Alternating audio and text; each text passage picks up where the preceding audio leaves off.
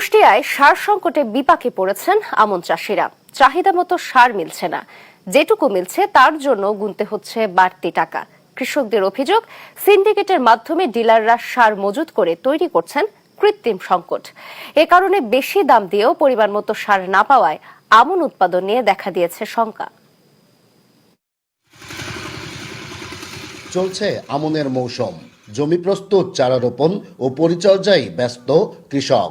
তবে এরই মধ্যে দেখা দিয়েছে সার সংকট। কুষ্টিয়ায় টিএসপি, ইউরিয়া, ডিএপি সহ সব ধরনের সারই কিনতে হচ্ছে সরকার নির্ধারিত মূল্যের থেকে কেজি প্রতি 5 থেকে 10 টাকা বেশি দামে।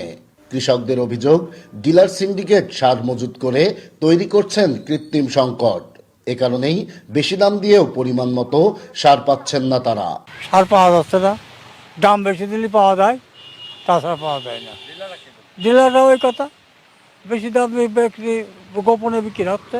20 কেজি 30 কেজি এমন দরকার, কিন্তু খোলা বাজারে গেলি সার আমরা পাচ্ছি, কিন্তু দাম অতিরিক্ত বেশি না। ডিলারে পাচ্ছি না, তো ডিলারে পাচ্ছি না বলেই তো আমরা খোলা বাজারে কিনছি। প্রতিটা সারের দামই কেজিতে 5 টাকা বাড়িয়ে, প্রতিটা সারের দামে। আপনি যাবেন কার কাছে বিচার চাবেন? বিচার এবং যাওয়ার মতন কোনো পরিবেশই নেই এখন বর্তমানে। তবে কৃষকদের এই অভিযোগের বিপরীতে খোঁড়া যুক্তি দাঁড় করানোর চেষ্টা করছেন ডিলাররা। আমি আমার এই এলাকায় এই ব্যবসা প্রতিষ্ঠানে যদি বাইরের থেকে অনেক দূর থেকে, আমার জোনের মধ্যে না, আমার জোনের মধ্যে না থেকে যদি কেউ সার নিতে আসে, তো সেই ক্ষেত্রে আমি যদি তাকে বেশিতে ধরিও বা, তাহলে তো তার অভিযোগ তো গ্র্যান্ট হবে না বলে আশা করি, কারণ তার তো নিজস্ব ডিলার আছে। কৃষকরা এমনিতেই বেশি ব্যবহার করে, যার কারণে আমরা কৃষকদের বোঝাচ্ছি যে আপনারা একটু কম ব্যবহার করেন, কিন্তু পর্যায়ক্রমে ব্যবহার করেন।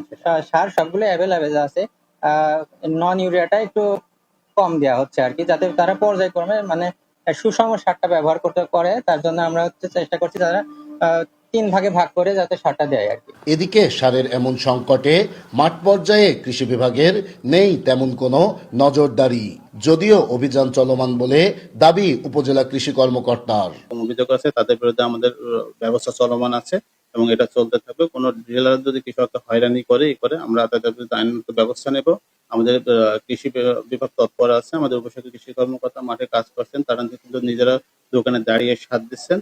আমরা আশা করছি যে যদি কোনো ডিলার এই কৃষকদের হয়রানি করেন, তাদের আমাদের প্রশাসন যারা আছেন, আমাদের আইন শৃঙ্খলা রক্ষাকর্মী যারা আছে, তারাও তৎপর আছে, আমরা এর বিরুদ্ধে কঠোর ব্যবস্থা নেব। সার সংকট না কাটলে আমন ধান চাষের লক্ষ্যমাত্রা পূরণে দেখা দেবে শঙ্কা, বলছেন কৃষকরা।